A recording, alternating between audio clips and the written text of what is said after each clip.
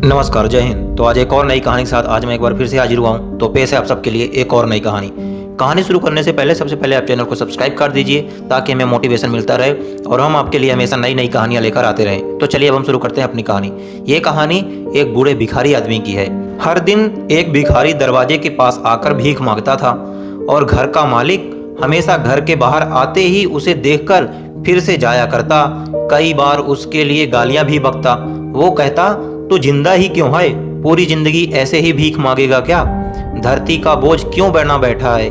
और कभी कभी उस भिखारी को गुस्से में आकर वह धक्का भी मारकर गिरा दिया करता था। इतना कुछ हो जाने के बावजूद भी वह भिखारी के मुंह से सिर्फ एक ही शब्द निकलता कि भगवान तुम्हारे पापों को माफ करे। एक बार सेठ को धंधे में बड़ा नुकसान होने की खबर मिली। सेठ बहुत परेशान था कि तभी उसके दरवाजे पर वही भिखारी आया। गुस्से में अपना आपा खो बैठा सेठ, और सेठ ने उस भिखारी को पत्थर से मार दिया। पत्थर लगने के कारण भिखारी का सर फूट गया और उसके सर से खून बहने लगा। फिर भी दर्द से कराहते हुए भिखारी ने इतना ही कहा कि भगवान तुम्हारे पापों को माफ करे। भिखारी वहां से चला गया। सेठ सोच में पड़ गया कि भिखारी को पत्थर मारा, फिर भी उसने सिर्फ प्रार्थना की। सेठ का गुस्सा शांत हुआ। सेठ मन को शांत करने के बाद भिखारी का रहस्य जानने के लिए सेठ ने भिखारी का पीछा करना शुरू कर दिया। भिखारी जहां जहां जाता सेठ अब उसके पीछे पीछे जाता रहा। सेठ ने देखा कि कोई उसको खाना देता, कोई उसको मारता, कोई उसको अपमानित करता और कोई कभी कभी गालियां भी देता। लोग भिखारी के साथ चाहे जैसा व्यवहार करते, लेकिन भिखारी सबके लिए सिर्फ प्रार्थना ही कहता और करता और कहता कि भगवान तुम्हारे पापों को माफ करे। अब रात होने को आई थी। भिखारी अपने घर के लिए लौटने लगा। वो अपने घर पहुंच गया, लेकिन सेठ अब भी उसका पीछा ही कर रहा था। एक पुरानी टूटी हुई खटिया पर एक बूढ़ी औरत लेटी हुई थी। काफी कमजोर और बीमार लग रही थी। वह भिखारी की पत्नी थी। अपने पति को वापस आता देख वह खाट से उठ खड़ी हुई। पत्नी ने अपने पति के भीख वाले कटोरे को देखा। उसमें सिर्फ आज आधी और बासी रोटी थी। उसे देखकर वह बोली, आज बस इतना ही मिला? और हाँ, आपके सिर से खून निकल रहा है, ये चोट कैसे लगी? बूढ़ा भिखारी बोला, आज बस इतना ही मिला, किसी ने कुछ नहीं दिया, सबने गालियां ही दी और एक ने तो पत्थर उठाकर फेंका जिसके कारण मेरा सर फट गया।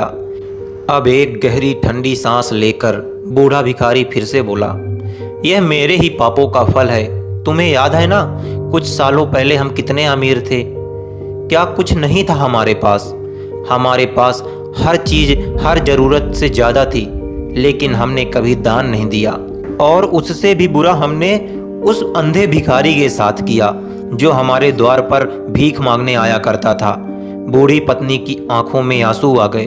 वह बोली, हाँ हाँ, हम उस बेचारे अंधे के साथ बहुत बुरा करते थे, उसका अपमान करते थे, उसे खाने के लिए रोटी की जगह कागज दिया करते थे, उसका मजाक उड़ाया करते थे और कई बार उसको मारा भी करते थे। हमने कभी उसको रास्ता नहीं दिखाया। एक बार मैंने उसके मुंह पर मिट्टी भी फेंक दी थी और वह हमेशा दुखी होकर बस यही कहता, भगवान तुम्हें तुम्हारे किए की सजा जरूर देगा, भगवान तुम्हारे पापों की सजा जरूर देगा। उसका श्राप सच हुआ और हम इस दुख भरी जिंदगी में आ गए। भिखारी बोला, हाँ, उसका श्राप सच हुआ, इसीलिए मैं किसी को बद्दुआ नहीं दिया करता। चाहे कोई मेरे साथ कैसा भी बर्ताव करे, मैं हमेशा उसके लिए प्रार्थना करता हूँ। मैं नहीं चाहता कि कोई भी हमारे जैसे जिंदगी का अनुभव करे, किसी को भी हमारे जैसे दुखों का सामना ना करना पड़े। वो नहीं जानते कि वह कितना बड़ा पाप कर रहे हैं, इसलिए अनजाने में हुए पाप की ऐसी सजा किसी को भी नहीं मिले। मैं यह नहीं चाहता। इतना बोलकर भिखारी और उसकी पत्नी रोने लगे। सेठ वहीं पर छुपकर यह सारी बातें सुन रहा था। अब उसे सब कुछ समझ आ गया था। भिखारी और उसकी पत्नी ने वह आधी आधी रोटी मिल बांट कर खाए और भगवान को धन्यवाद देकर सो गए। अब अगले दिन भिखारी फिर से भीख मांगने के लिए गया। भीख मांगते मांगते वह सेठ के घर के पास पहुंचा। आज सेठ उसको न मारा न गाली दिया, बल्कि उसको प्रेम पूर्वक बैठाया और उसको गर्मा गर्म रोटी दिया।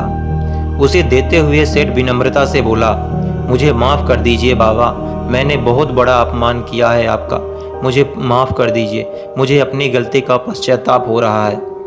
इसके बाद भी भिखारी वहाँ से कुछ नहीं बोला, बस इतना ही बोला कि भगवान तेरा भला करे।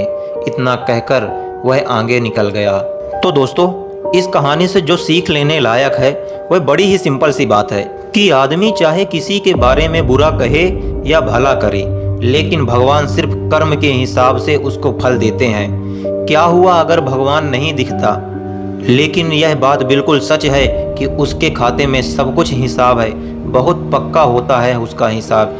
इसलिए जब भी किसी के लिए कुछ भी करो तो अच्छा ही करो। अगर आप अच्छा नहीं कर सकते तो कम से कम किसी को अपमानित या उसके साथ बुरा मत करिए, क्योंकि भगवान के पास उस सब का हिसाब है। और यह एकदम सच बात है कि जो जैसा करता है उसके साथ वैसा ही होता है।